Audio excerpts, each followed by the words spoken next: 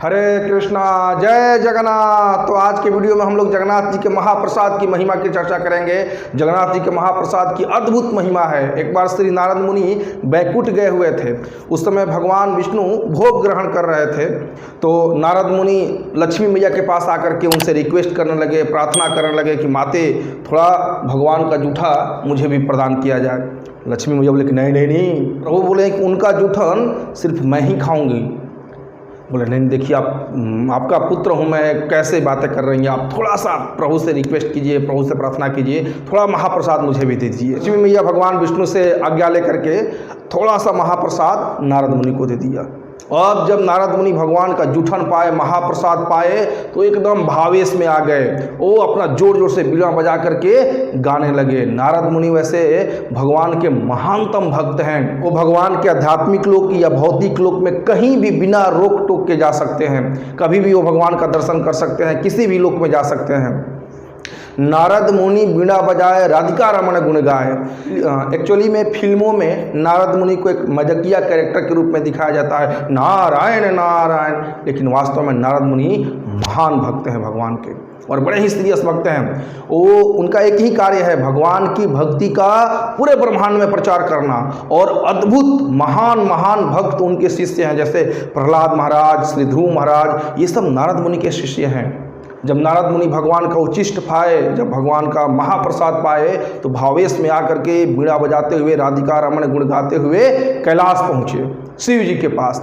तो जब शिव जी ने देखा कि नारद मुनि आज बड़े प्रसन्न हैं, तो शिव जी भी दौड़ते हुए पहुँचे। क्या बात है, आप इतने प्रसन्न क्यों दिख रहे हैं? अरे मत पूछिए, आज मुझे मिल गया मिल गया। शिव जी बोले क्या मिल गया?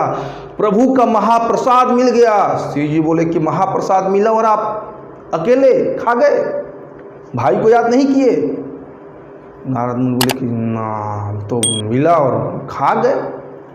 शिव जी बोले कि ठीक है, कहीं देखिए कुछ लगा होगा। तो एक अन्न का दाना उनके कहीं अटका हुआ था, नाखून वगैरह में फंसा हुआ था। शिव जी निकाले और फिर खा गए। और जैसे ही शिव जी भगवान का महाप्रसाद खाए, अब शिव जी नृत्य करने लगे। अब जानते हैं आपके शिव जी कौन सा नृत्य करते हैं? तांडव नृत्य शुरू कर दिए। सारे देवी देवता डर गए, अभी तो प्रलय का समय नहीं आया, ये महादेव तांडव क्यों करना शुरू कर दिए?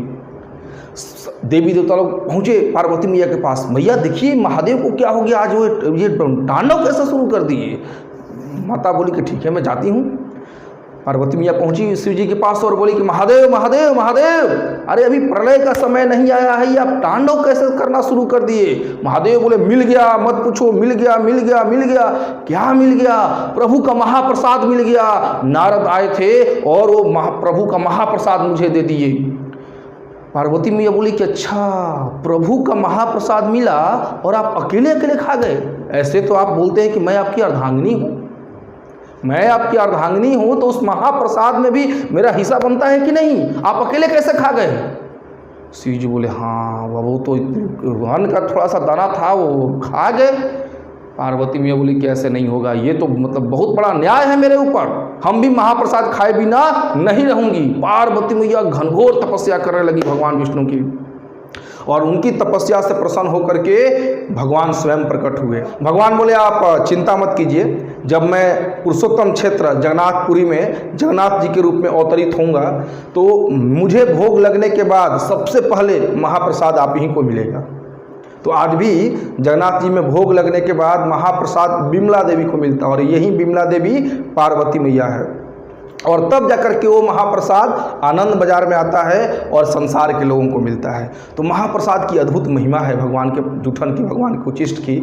और अगर हम इसे श्रद्धापूर्वक ग्रहण करते हैं तो ये हमारे शरीर को पूर्णतः शुद्ध बना देता है, दिव्य बना देता है। जैसे ब्रज रज के लिए फेमस है, मायापुर कीर्तन के लिए फेमस है, उसी तरह से जगन्नाथपुरी महाप्रसाद के लिए फेमस है। और पुरी में कोई भी व्यक्ति भूखा नहीं रहता है, जो भी जगन्नाथ जी की शरण में जाता है उसे प्रसाद मिलता है। पुरी में प्रसाद कभी नहीं घटता है। वहाँ पे जो जगन्नाथ जी का रसोई है वो बहुत बड़ा रसोई है, 750 से भी ज़्यादा चूल्हे हैं वहाँ पे, और 1000 से ज़्यादा भक्त लगे रहते हैं भगवान का भोग बनाने में।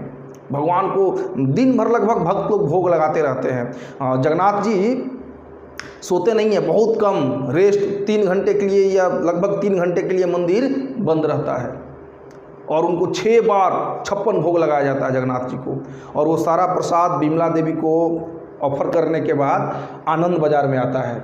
अब आनंद बाज़ार में कभी भी जाइए, जगन्नाथपुरी में प्रसाद में अवेलेबल है, प्रसाद कभी नहीं घटता है वहाँ पे। और प्रतिदिन लगभग 25 क्विंटल से 100 क्विंटल तक प्रसाद बनते रहता है, चावल बनते रहता है। चावल जगन्नाथ जी को बहुत फेवरेट है। और जगन्नाथपुरी में जो भगवान के लिए भोग बनाया जाता है बड़े ही शुद्धता के साथ बनाया जाता है। उसमें मतलब टमाटर तक यूज नहीं किया जाता है, समझ लीजिए, इतनी शुद्धता से बनाया जाता है। मुख्य रूप से नारियल, अनानास या फिर चावल और वहाँ की जो लोकल सब्जियां हैं वो सब यूज किया जाता है। आलू भी नहीं किया जाता है, न आलू न टमाटर, प्याज लहसुन की तो बात ही नहीं है। एकदम शुद्ध रूप से भगवान के लिए भोग बनता है। और जो पंडे वहाँ पे भगवान का भोग बनाते हैं वो बड़े ही शुद्धता का पालन करते हैं। और बन करके मिट्टी के हांडी में भगवान के लिए भोग बनाया जाता है। और जैसे ही बना हांडी से वो सीधा बर्तन में नहीं निकाला जाता है, सीधे हांडी सहित भगवान जगन्नाथ जी को ला करके भोग लगाया जाता है, ऑफर किया जाता है। और फिर वो प्रसाद विमला देवी के पास जाता है और फिर वो महाप्रसाद के रूप में आनंद बाजार में आता है। और आप आनंद बाजार में जाइएगा, मतलब प्रसाद का बाजार है, वो महाप्रसाद का बाजार है आनंद बाजार। वहाँ पे आपको कई वैरायटी का महाप्रसाद मिलेगा आनंद बाजार में। तो हम लोग पूरी जाएंगे, आनंद बाजार में जरूर जाएंगे।